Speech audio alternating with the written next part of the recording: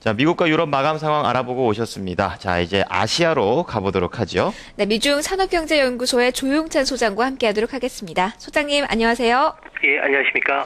네, 4월 만에 니케이 지수 상승했는데요. 오늘 일본장 어떻게 전망하십니까? 네, 오늘은 좀 테마주를 중심으로 해서 움직일 것으로 보여지는데요. 아무래도 짧은 주가 조정 뒤에 다시 상승 랠리를 탈 정도로 시장 에너지가 예상보다 좀 강한 것이 그 특징으로 나타나는데요. 오늘은 참여원에서 일본은행 총재 인사안이 승인이 됩니다. 다음 주 수요일이면은 일본은행이 신체제가 출범하게 되고요. 3월 말엔 임시 금융정책결정회의에서 더 강력한 금융 완화책이 나올 수 있는 만큼 부동산 관련주들이 좀 부각되지 않을까 보여집니다. 2월 아파트 계약률은 76.4%로 호황과 불황의 경계선은 70%를 2개월 연속 웃돌고 있기 때문에 경기 회복에 대한 기대감이 그만큼 큰 상황이고요. 오늘은 환태평양 경제 동반자 협정 참가를 공식적으로 선언할 예정으로 있습니다. 이에 따라서 수혜주인 농업과 창고 같은 쪽으로 매수세가 좀 유입되지 않을까 보여집니다. 네, 중국 쪽의 이슈를 바로 넘어가서 살펴보도록 할게요. 네. 중국의 2월 수출이 예상보다 강력하게 나왔는데요. 위안화 절상 속도가 최근에 좀 빨라지고 있습니다. 이 위안화가 다시 절상 추세로 좀 돌아선 건가요? 네, 최근에 위안화 절상 압력이 좀 강해지고 있는데요. 중국은 위안화 절상과 관련해서 한계 전략과 세계 전술을 같이 펴고 있습니다.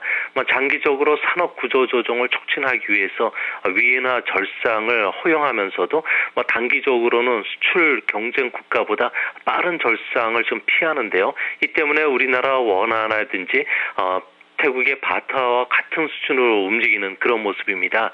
또한 인플레이션 상황과 그리고 국제 정치 시장의 그 이슈화되는 것을 상가하는 그런 관점이 있는데요. 중국 같은 경우에는 이러기 때문에 그 3월 소비자 물가 지수가 한 2.5% 전후로 낮아질 것으로 보여집니다. 그래서 현재 유지하고 있는 박스권이 6.2위엔에서 6.4위엔 추이를 벗어나지는 않을 것으로 보여집니다.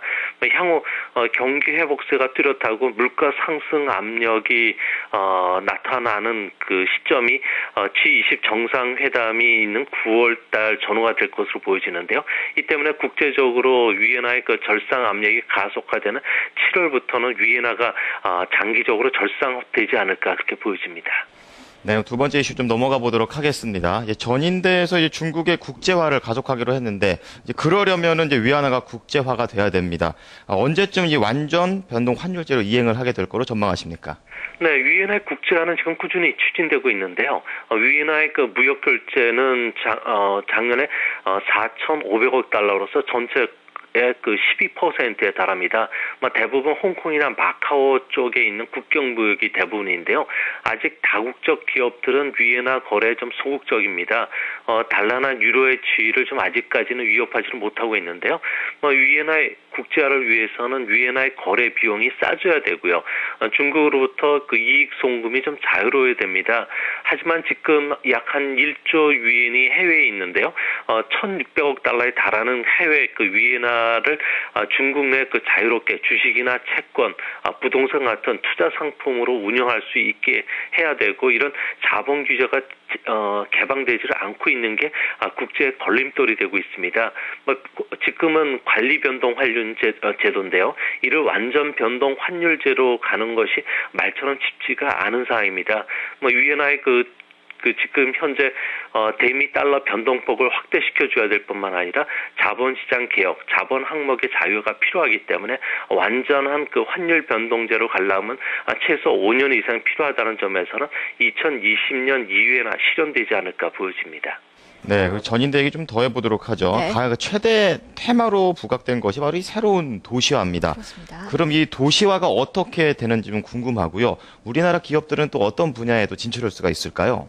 네, 중국은 아직 도시와 관련된 로드맵은 발표되지는 않았는데요. 현재까지 내부적으로 토론되고 있는 사항을 보면 5개 부분을 그 성장 동력으로 육성시키겠다는 안이 지금 나오고 있습니다. 아무래도 스마트 시티를 건설해서 정보 서비스 수준을 높이고요. 에너지 절약과 환경 보호에 집중적으로 투자한다는 겁니다. 또한 지상과 지하의 시스템을 전부 공공 시설을 고치는 이런 방안이 떠오르고 있고요. 도시의 녹지 면적을 확대하고 임업 산업을 육성하는 아름다운 중국을 건설할 계획이라 그럽니다. 마지막으로 공공문화라든지 체육시설을 건설해서 중산층의 문화혁명과 서비스를 추진한다는 이야기인데요. 이 때문에 중국에서 가장 먼저 내놓는 방법은 신에너지 자동차에 대한 보조금을 주는 소비 활성화입니다. 자동차 연비 성능에 따라서 보조금을 16단계로 나눠서 지급하게 되는데요. 이렇게 되면 우리나라 기업들 중에서는 하이브리드 자동차와 관련된 종목이 가장 수혜를 입을 것으로 보여집니다. 이로 인해서 하이브리드 차량이라든지 부품을 생산하는 기업의 대중국 진출이 빨라질 것으로 보여지고요. 이에도 친환경 가구라든지 에너지 절약형 가전기업 그리고 연료에 포함된 유황 성분을 줄이는 기술, 그리고 하수 처리 시설과 폐기물 발전 등과 관련된 새로운 중국물 테마주들이 앞으로 중국과 관련돼서 각광을 받을 것으로 보여집니다. 네, 소장님 오늘 분석 잘 들었습니다. 고맙습니다. 예, 감사합니다. 네, 금요일장 아시아 증시를 미리 들여다봤습니다. 자, 이어서 아시아 시장을 움직인 재료들 키워드로 살펴보도록 하죠. 최하나 캐스터입니다.